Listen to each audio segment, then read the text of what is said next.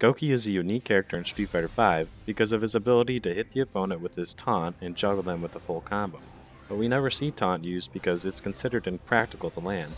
Today I'm going to show you a setup I've developed that not only shows you how to land taunt, but also how to create Okizeme off this situation. Now the usual setup Akuma players do to set up Akuma's Vortex is 2 hits of EX SRK cancelled in a V-trigger to score a hard knockdown, which makes it so that there's only one wake-up timing where the opponent cannot quick rise or back rise. This basically creates a 50-50 situation where they have to guess left or right to block cross-up or in front. Okay, so what if you accidentally cancel into V-trigger from the first hit of EX SRK? Well, not to worry, I've got a setup for this too that I like to call the Vandalizer Swag setup.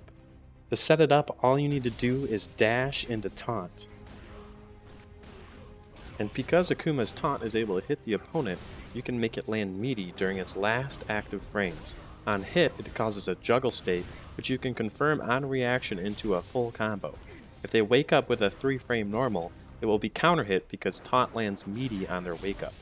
On block, it lands super meaty, leaving you at an incredible plus 22 on block, which as far as I know is more advantageous than any other attack in the game on block. Being this plus on block allows you to continue pressure with whatever you'd like, and you can get pretty creative here. Basically, any button you press that's not a low attack will become a true block string. In this clip, I have Akuma crouch block the taunt, and then I let my stick go to neutral, and he still blocks the next attack because it's a true block string. You actually have enough time to do a 16-frame forward dash into a 6-frame crouching medium punch, and it will still be a true block string. So the opponent mashing Invincible reversal won't work, and it may even cause them to lose their charge if they're a charge character. Also, Akuma's crouching medium punch is +3 on block, and it leaves him close enough to the opponent to continue pressuring. So it's a great attack to throw out even if you're a frame or two too slow after the dash. They'll be hit by a counter hit anyways. If you don't want to go for a 2 block string, you can do Akuma's 7-frame standing medium punch, which on counter hit will link into standing medium kick. Or you can dash into a meaty throw to beat any of their wake up buttons, and if they start to tech this, you can bait their throw tech with forward plus hard punch, which punishes their throw with animation.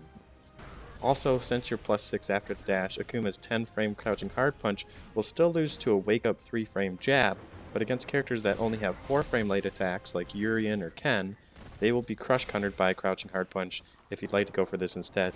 And crouching hard punch also leaves you +3 on block, but it leaves you a bit farther away than crouching medium punch would. Also, I should probably mention that if they become accustomed to blocking after the taunt, you are at +22, and instead of dashing forward, you can immediately go into Akuma's 23-frame overhead to beat any attack that they throw out, which is an easy way to close out the round. Now I know what you're thinking. Come on, Vandalizer, taunt is 61 frames startup, which is longer than the recovery of most Dragon Punches. So how is such a slow and telegraphed move like taunt viable as a meaty attack? Can't they just react to it and wake up with an Invincible reversal?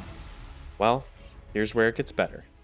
Because it is a taunt, Akuma can cancel the taunt animation early and block their wake up Dragon Punch, which I guarantee they'll do if they've never seen this setup before, especially if you just hit them with the EX SRK of your own.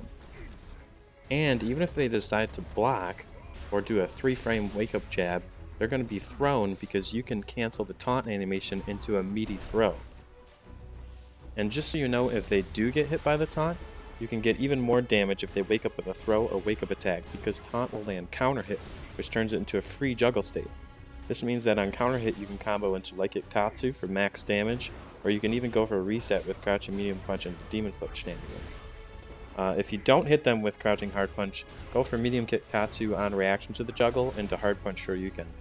Or if you're having a hard time confirming the counter hit, you can immediately cancel into EX Red Fireball, which will also leave you around +8 on block if they block the setup. Also, if you manage to land the setup in the corner, you should go for this juggle combo because it does more damage than his basic B&B. Okay, so we talked about wake up Invincible reversals, but what about V reversal? Well, if they V reversal, you can still do an option select into throw, or you can cancel into forward plus hard punch to punish their whiff animation for a full combo. Pretty sweet. But what's the catch? So the catch is, and it's a pretty big downside to using this setup, the taunt will only hit crouching opponents. If they hold backwards on wake up, the meaty taunt will whiff, but luckily I've come up with a solution to this too. Now, this sounds like a pretty big deal breaker until you consider that anyone who's holding backwards will be vulnerable not just to meaty throws, but also meaty low attacks. If the opponent is holding backwards, you can simply cancel the taunt animation early into a crouching attack. Crouching light kick is your best option since it comes out the fastest and will still counter hit 3-frame jabs. You can also confirm off of a crouching medium kick as well, but this will lose to 3-frame jabs. Then, once they start to block low, you can simply just go back to doing your meaty taunt again, and we're back to where we started. Now, if you don't want to cancel taunt into an early meaty throw or crouching attack, you can also option select a low attack at the end of the taunt animation. If they block the taunt, nothing comes out. But if the taunt whiffs, a crouching attack comes out. This only works with normal attacks and unique attacks, not special moves.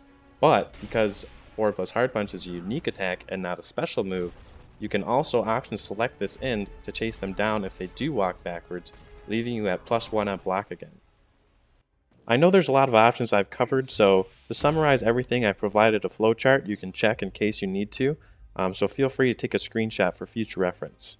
For those who haven't seen my previous videos, I have some other videos on taunt combos, including how to combo with a taunt, reset options out of his free juggle state, and a weird taunt glitch where Akuma actually stops on his own without any inputs from the controller, so check that out. And I'm going to try and find some more setups from taunt from a hard knockdown. And let me know if you'd also like me to make a guide to Akuma's other Okizeme options to add to my Okizeme playlist. Also, please check out my Akuma anti-air guide if you haven't already, and stay tuned for more matchup specific content in the future. Specifically, I'm going to make a bunch of videos on how to punish each member of the cast with Akuma. So stay tuned, thanks for watching, and subscribe if you haven't already. Catch you later.